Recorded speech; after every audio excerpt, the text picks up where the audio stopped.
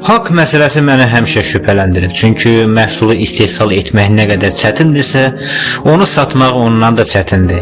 İnsanın özünü haqlı sayması əksər hallarda elə onun yanılmasıdır. Cəmiyyət dediyimiz bu toplumu birləşdirən yeganə şey problemlərdir. İnsanları birləşdirən çox vaxt maddi çətinliklər olur. Maddi problemin yoxdursa, başqasına möhtac deyilsən deməkdir. Kasıb əhali də eyni ilə belədir. Nə qədər ki kasıbdılar, hamısı eyni dərddə birdirlər. Amma bu o demək deyil ki, xalq birdir. Xeyr, xalq sadəcə kasıbdır. Onları birləşdirən millətçilik yox, sadəcə kasıbçılıqdır. Qədimdə Allah adına millətləri idarə edildilərsə, indi kütlələri idarə edəndə puldan, onların maddi vəziyyətinin pis olmasından istifadə edirlər. Məsələ burasındadır ki, o kasıb kütlənin içindəki hamı həmişə eyni qalmır. Adətən içlərindən kimlərsə biraz mülkə, maddiyyata sahib olan kimi artıq əvvəlki kimi yeni sistem istəmirlər. Əvvəlki kimi sistemin səriştəsizliyindən danışmırlar. Çünki əksər adamlarda bu alçaq xislət var. Öz vəziyyəti yaxşılaşan kimi artıq o biri əzlənlər kimi danışmır. Əksinə, sistemin var olmasını dəstəkləyəcək qədər alçaq olurlar.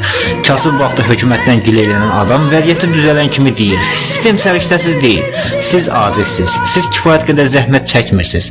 Kütlələr o vaxt ayağa qalxır ki, artıq heç bir kasıbın özünü doğrultmağa və qalxmağa ümidi qalmır. Nə qədər ki kütlənin içində özünə güzaran düzəldən tək-tük adamlar var, o kütlə lal dinməz qalır. 100 ailənin içindən bircə ailə xoş güzarana çatanda, qalan o 99 gizbəsər ailə də elə fikirləşir ki, bəlkə bizdə də alınar. Məhz o bizdə də alınar ümidi kütlələrin islahat çağırışına ləngidən ən böyük maniyədir. O bəlkə də bizdə alınar ümidi kütlələri zəncirləyir. Sonradan varlanan kasıblar isə o biri kasıblar üçün saxta bir nümunəyə çevrilir və bu inqilabları ləngidən ən böyük amillərdən biridir. Bəs nə üçün bəzi xalqlar əsrlər boyu kasıb qalır? Əslində bu onların xalq olaraq psixologiyasındadır. Çünki kasıbçılıq üzündən birləşən xalq deyil, mənfəətçidir. Sürünün içindən kimsə ağ günə çıxsa, artıq kasıbların sözünü demir. Mən ağlımla çıxdım deyib yoluna davam edir. Halbuki o bu acını hamıdan yaxşı tanıyırdı. Bu kasıbçılıq onun həyat tərzidir. Niyə belə edir? Çünki o həqiqətən alçağın biridir. Və sizin məsum adlandırdığınız kasıbların çoxu da belədir. Ehtiyac üzündən birlik olublar. Vəziyyətləri düzəlsə, elə bu sistem kimi laqeyd olacaqlar. Çünki sistem kənardan gəlmir. Sistemin başçısı bir nəfər ola bilər, amma bütün sahələri idarə edənlər elə həmin xalqın öz nümayəndələridir.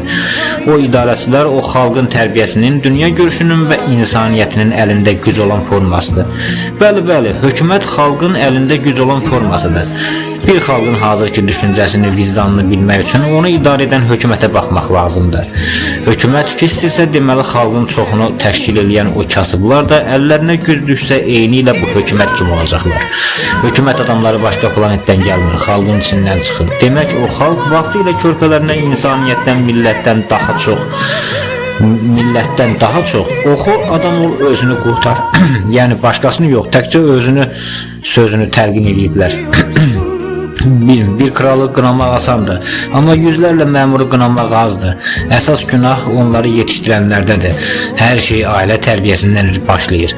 Bir ailənin yanlış tərbiyəsi o ailəni, minlərlə ailənin yanlış tərbiyəsi isə bütün bir xalqın gələcəyini batırır.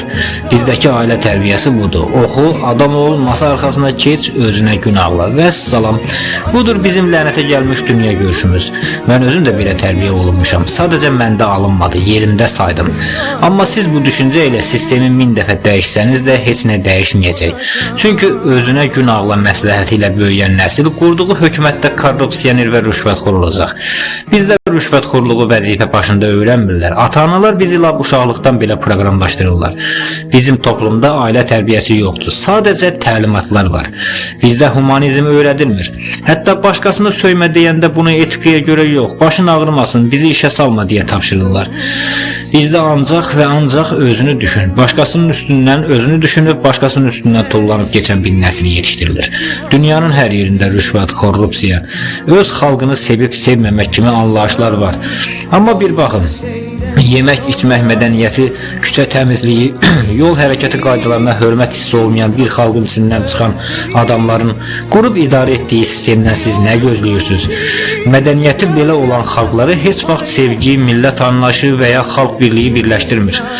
Bu tip xalqları cəmi iki şey birləşdirə bilər. Sərhəddəki düşmən və kasıbçılıq. Sərhəddəki düşmən qorxusu və qarın aclığı üzərindən müvəqqəti şəkildə bir yerə yığılan topluma xalq demək olmaz. Bu sadəcə idarə olunan bir insan kütləsidir. Bəlkə də bu sözlər sizə bəsit gələ bilər, amma unutmayın, xalq ailələrdən, ailələr isə insanlardan təşkil olunur. Bizim tərbiyə sistemimizdə sənə yaxşılığı və ədəbi etikanı başqalarına hörmət etmək üçün öyrətmirlər. Sənə deyirlər ki, yaxşı o ki, özünü gözdən salmayasan. Və salam, bizdə valideynlər tərəfindən ancaq özünə görə yaşamaq təqdim olunur. Siz məmurları, sistem adamlarını qınaya bilərsiniz, amma bilin ki, biz yolda qaydaları pozan, toylarda içib meymuna çevrilən, dava salan, küçəni zibilləyən insanlar yetişdirdik. Bizim ədəbimiz, təmizliyimiz, qaydalara riayət etməyimiz belə hamısı ancaq özümüz üçündür. Bu o deməkdir ki, bu tərbiyə ilə böyüyən adam sadə vətəndaş olanda gücsüz olduğu üçün məcburən mədəni görünür. Amma həmin adam sistemin səlahiyyətli nümayəndəsi olanda artıq özünü o qanuna və etikaya riayət etməyə məcbur bilmir. Çünki ona təlqin olunan o gizli tərbiyə işə düşür. Onlar əslində xalqa zülm etmirlər. Onlar vaxtilə ana-atanın verdiyi öğüt nəsiyyətə əməl edirlər. Oxuyublar, masa arxasına keçiblər, indi də özlərinə günah ağlayırlar. Onlara insanpərvər ol tövsiyəsi verilməyib. Sadəcə deyilib ki, özünü yaxşı apar ki, insanların gözündən düşməyəsən, yoxsa onlara möhtac qalarsan və o adam bu möhtaclıqdan qurtulan kimi o məcburi mədəniyyəti də kənara atır. İnsanlar sistemlərin səfalətdən və haqqın yeyilməsindən o vaxt kiləyəndə haqlı olurlar ki, özləri özlərinə dürüst olsunlar. Bəlkə elə o zaman Allah da sizə kömək eləyərdi. Çünki Allahdan zülmə etiraz edib kömək istəyirsənsə, gərək o məsələdə sənin özün də haqlı olasan. Öz səhvin olmasın. Əgər sən təmizsənsə, demək həqiqətən də zülmdəsən. Amma yox, əgər sistemin o böyük zülmünü və laqeydliyini sən öz kiçik həyatında yanındakı insanlara qarşı davam edirsənsə, demək sən də o məmurlar qədər günahkarsan. Hərə öz tutumuna görə hərəkət edir. Vəzifə böyüdükcə edilən yaxşılıq da, pislik də böyüyür. Amma bəlkə də sən öz etdiklərin də Allahın gözündə elə o məmurlarla eyni səviyyədəsən. İlahi, il olub 1992-ci il. Hələ də südə su qatanlar var. 1 kilo ət alırsan, yarısını sümük soxurlar. Adamların çoxuna öz arvadı kifayət eləmir. Dost qardaş arvadına da tamah salırlar. İnsanlar bir-birini satır, güclü olan zəifə kömək etmək əvəzinə onun acizliyi üzərindən özünü tərifləyir.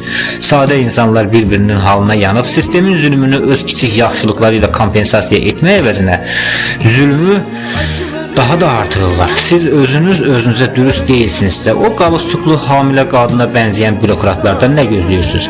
Sizin öz aranızda bir-birinizə canınız yanmır, bir-birinizi yeyirsiniz. Məmurlar sadəcə sizin vəzifəli variantınızdır.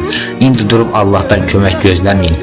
Əgər desəniz ki, mən söhbətlərimdə elə hey təkrarçılıq edirəm, onu da bilin ki, mən bunu sizin qavramağınız üçün edirəm. Təkrar biri inanasıdır. Hətta müqəddəs Quranda belə Allah bir çox sözləri dəfələrlə ayələrinin bir çoxunu təkrar deyib. Ağıllı, dözüb qulaq asan adama bəlkə bir dəfə demək yetər. Amma əgər anlamırlarsa, onda gərək dəfələrlə deyəsən ki, başa düşsünlər. Hər dəfə yeni bir rəngdə, yeni bir ruhda. Allah da belə idi. Çünki insan nurdandır, insan qaçandır. Mən o qapını təkrar döyürəm ki, içəridə kimsə varsa nəhayət oyansın və bu səs nədir deyə soruşsun.